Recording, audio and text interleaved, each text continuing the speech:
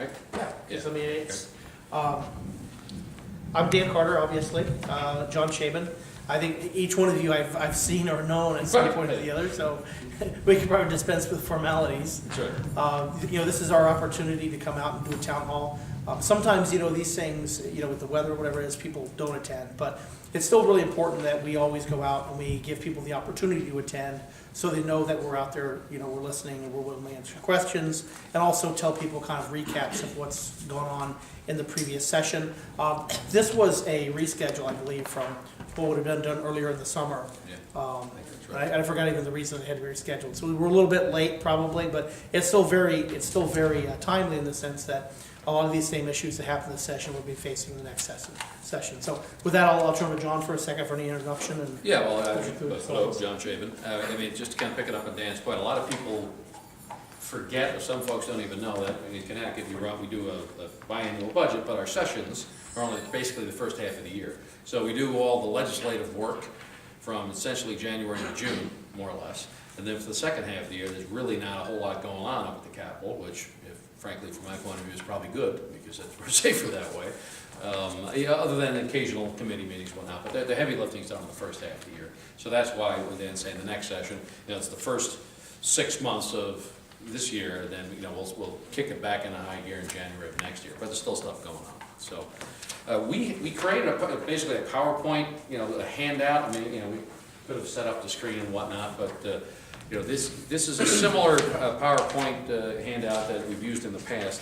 And it kind of, we'll hit all the high points. If you have any questions, do our best to answer them. Basically describes where the money comes from, where the money goes, and what we're doing as a state. A lot of the focus is on the fiscal issues, because frankly those are the biggest issues facing the state.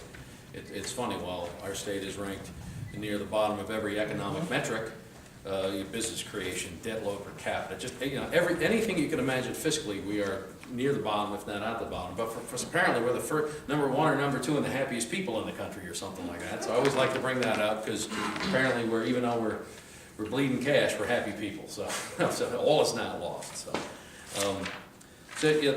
and I'll kind of swap slides as best we can. This first slide, you've probably seen this before, whether it be in one of these presentations or in various mailers. The graph tells it all. The graph tells it all. Since the late 80s, basically since the income tax came in, state spending has outpaced the population growth by tenfold, or 318%. That the population increase of 10%. But if you do the CPI adjustment, it still outpaced it by orders of magnitude.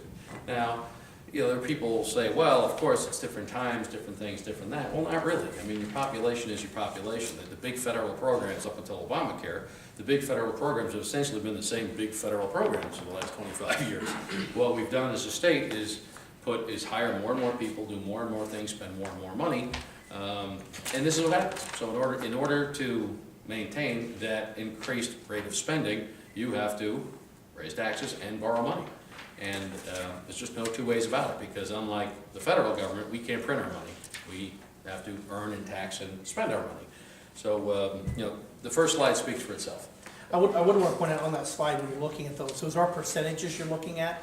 And if you take a look at the top percentage here for 2013, that's over 300% growth since 1987 in a budget. That in itself, we're talking about these numbers. Looking at this, 300% growth since 1987 in what we spent. That should be really alarming. So I just want to make sure you knew what those numbers were. Those are actually percentages. That's right. And I'll go to the next slide. Yeah. So really there's an overview here about where your money comes from. Each year we put this out. I think it's pretty interesting because about 40%, oh, go ahead. You have a quick question? No. Oh, you went like that? I thought you had your question. I was like, and if somebody wants to ask a question. Now entering the room. Number seven. So in the neighborhood of 40, almost 40% comes from personal income taxes. About a 17% comes from your federal government, and 19% comes from sales taxes, which is pretty significant. The rest is a combination of business tax, gas tax, gambling, sin taxes, things like that. And what's interesting is in Connecticut, these numbers always are thrown around. In Connecticut, it's the top 10% of filers who pay 59% of the income tax burden for the state. So think about that, top 10%, almost 60% of the tax. The bottom 40% pay 1% of the income tax burden. So if you go back to this budget again, looking at this 300% increase since 1987, and think about, out of this, about 40% of that comes from income taxes, you obviously see what's happening to the people who are the top 10%. And it's no wonder why you're hearing about folks like that wanting to move out of the state.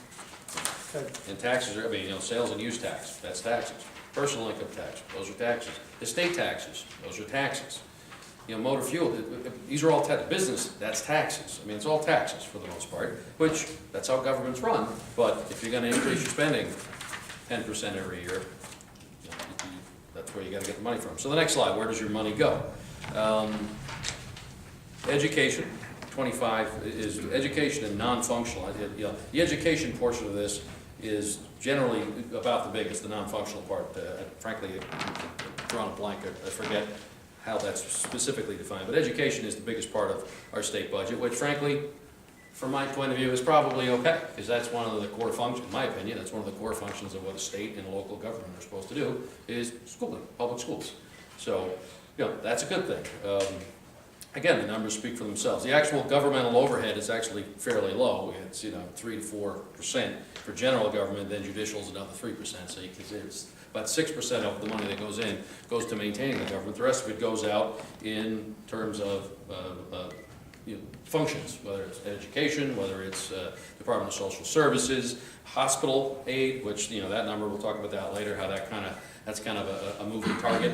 We spend a lot of money to support our hospitals. We're going to take the money away, and so our hospitals are kind of reeling right now. But the interesting thing is that for the last couple of years we've been running. You hear about surpluses, and the surplus this year is an illusion. We spend more than we make. We have been for years. We just have. The surplus this year came from a large part of it not paying back old debt. So that's great. If you know how you run your business or your family. It's like, well, I'm not going to pay the credit card this month.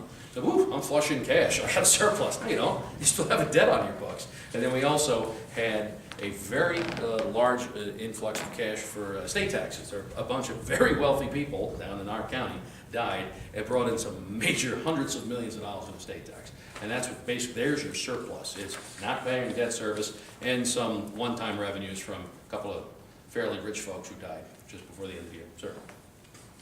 The non-functional, 26%, give or take.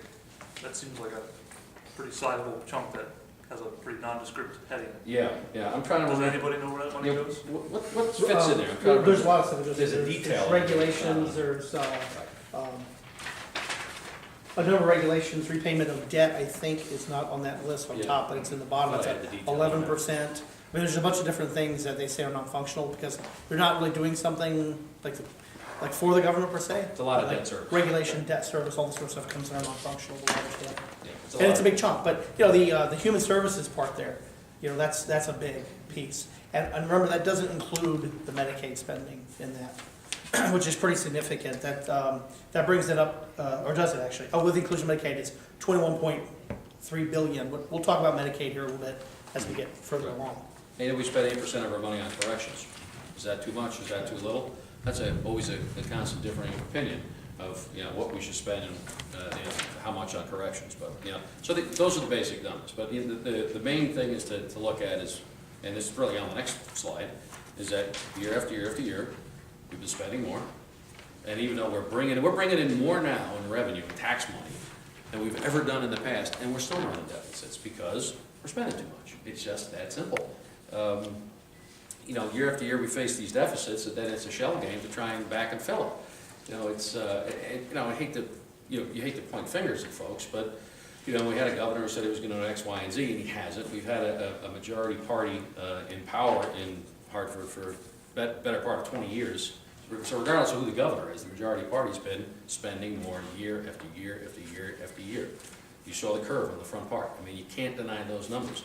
So, this year we're going to, despite facing a couple of, almost over a $3 billion deficit structurally, on paper, we raised spending by 10%, 9.8% this budget. It's insane. It's insane. And in order to pay for it, we're going to either borrow it, tax it.